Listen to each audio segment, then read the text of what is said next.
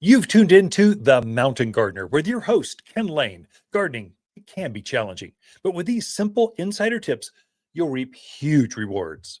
Now, let's tune into today's Mountain Gardener with Ken and Lisa. And we are back with Lisa Lain in the studio. She comes and just shares her garden tidbits. What is she doing?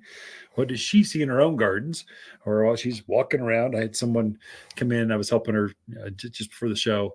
She said, "Oh, Ken, have you ever been to the Dallas Botanical Garden?" I said, "Yeah, it's great. Have you been to the Phoenix one? Have you been to the Portland, British Columbia? Barcelona has a really great botanical garden. Denver, surprising. Yeah, Montreal, surprising. We love botanical gardens. So in the winter, we like them. In the summer, we like them. In the spring, we like them. Seems like a Dr. Seuss rhyme or something. Go with that. I don't know. So anyway, how do we get off on that? It's all you. All me. All right. So we were at that season. I think last week we talked about growing flower, redoing your flower containers.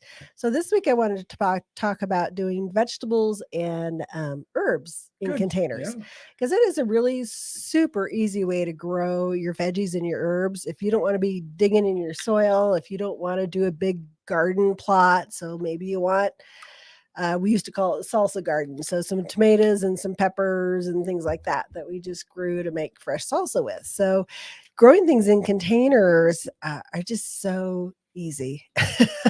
Truly, it's just fill really it up, plug them in, and that's that eat water. That's it. Right. But there are a few things we should probably talk about. Or we can't fill up the whole 2-minute segment. We're done. Okay. So when you're picking a container, make sure you have a container that has good drainage holes, especially important for those veggies and herbs. Spend a lot of your herbs like rosemary and lavenders. They don't want to be soggy wet. No. Oh boy. So you better make sure you've got some good drainage holes in those pots, whether you're using plastic, wood, the big ceramics. Just make sure it drains well for them.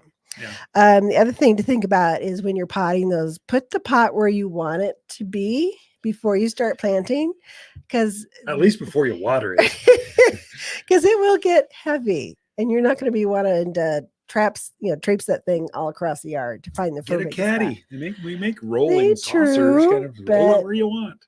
Good point. But yes. Also, the thing you want to look for is just adequate size. So I would say the absolute minimum in my mind would be something that's maybe 10 inches wide, 12 inches deep.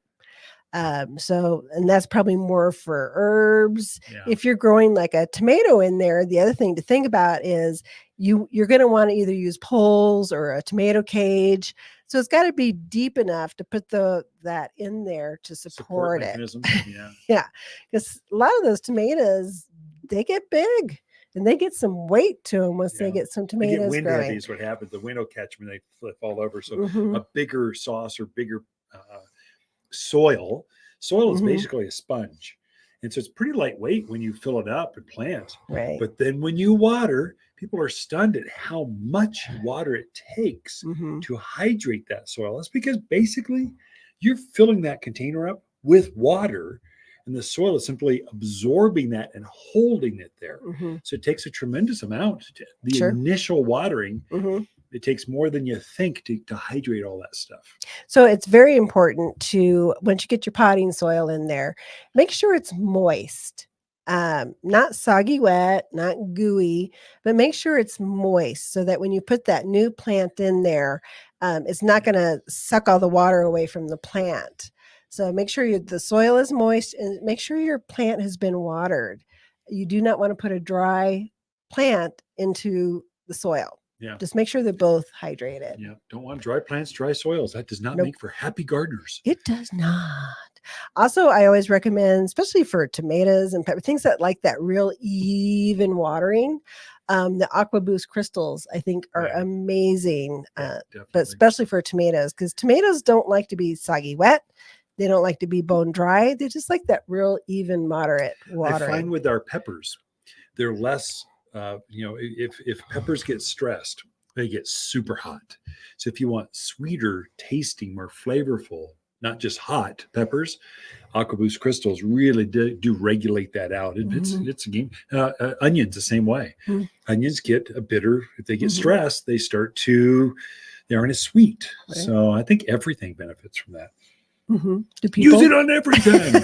And you can only buy them at Waters Garden Center. We do actually make them here. So it We looks do. kind of a cheesy looking product because we're actually bottling it. We're making it. We're put the lick and stick label on it. It's not something you can get professional. It's something that's locals that are using it locally for local plants. And it Mhm. does actually work. Definitely. So also your potting soil, make sure you use a good potting soil that actually will drain, because there's some potting soils that have like wetting agents in them. Yeah. And boy, that water just hangs around. Yeah. And plants don't like that. They get a lot of root rot. That's also a chemical they add. That's why I have a hard time sourcing our recipe for our soil manufacturer. We have a recipe that we like. Make it like this and don't get creative. And we do not put wetting agents in it for that reason, because they're only chemical. There's always chemical dipped soils to make it wet down better. Mhm. Well, I feel bad for organic gardeners. You know how hard it is to do organic gardening? I had the plant, but your soil, the fertilizers are chemically induced. Using city water, they add chlorine and fluorides and all kinds of crazy stuff. We can keep this organic. Sure. We really can. Okay. Also, when you're filling pot, leave about 2 to 3 inches at the top of the pot, Yeah. so that when you water it, that water has a chance to kind of pool there and drain through. Because if it's too full, it just goes whoop right out of the top of the pot, and nothing gets down in there. So give yourself some room in there. If you're using multiple plants, so it's fine if you're going to put 2 different peppers Sure. in a pot, as long as you Easy. got the width and the size to it. It's fine to do that. We've done where was it peppers, and then we put zucchinis or cucumbers on the edge so they could spill over.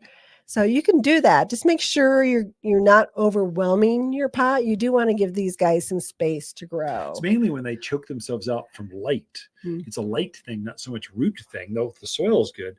But when you've got like corn shadowing all your tomatoes because it's on the south side, and all of a sudden everything behind it can't get sun, they don't like that. So make sure they get enough sun. They're sharing the sunshine together because there's enough for everyone. And some people like to, like tomatoes, they like to put some marigolds in there, kind of do some companion planting. So give yourself some room for that, and that's perfectly fine. The other thing I would mention is watering. So when you water these pots, we're at that weird point right now where maybe you don't need water every day, maybe you do, but we'll be there quickly. Yeah. So it's always best to hydrate your plants in the morning. It's best to give them enough water that they can get through the day. Some people go, well, I just water it twice a day. It's actually better for them to get complete hydration in the morning and let them go through the day. Absolutely. Yeah. When you water in the evening, you're kind of inviting a lot of fungal issues, some diseases that want to come in because they like that moisture, that cool moisture. Bugs are attracted to it. Everything's attracted to moisture, right? Especially at night. So you're better to have it go water in the morning. Yeah, I'd say in the dawn. Earlier the better. First light. And then it's okay to use a drip system with them. You just make sure your drip is running. Make sure it's in a spot where it's getting the entire pot wet. If you stick it at the edge, probably not as good as putting it as close to the middle as you can get it. And make sure it's running long enough to saturate that pot, to get some good moisture in there. So you might have to go out and experiment a little bit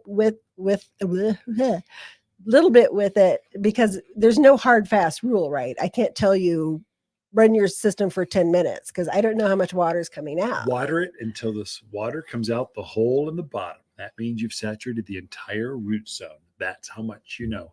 And I really like the drip system. They make one that's on a stake, and then it's a 0 to 10 gallon per hour, but it makes a spray, kind of a mini spray that works really, really effective on containers. I know your list goes on, but we're out of time. Folks will have to come in and talk to Lisa to get more details on how to grow herbs and vegetables in your own containers. But Ken and Lisa Lain, the Mountain Gardeners. Waters Garden companion plants in May are Indian hawthorn, purple robe locust, Prescott sunshine geraniums, and vining akebia. Akebia is a super vigorous vine with dangling, fragrant flowers. She proliferates up arbors, pergolas, fences, and stunning as a ground cover to retain hills. One of the fastest growing evergreen vines you can plant in the gardens. You'll only find the hardiest vines at Waters Garden Center, 1815 Iron Springs Road in Prescott. For a more fruitful garden, increased success in the landscape that just feels better, then tune in daily to the Mountain Gardener podcast. Subscribe through your favorite podcast streamer or visit watersgardencenter.com. Better yet, visit me directly right here at Waters Garden Center. Thanks for tuning in.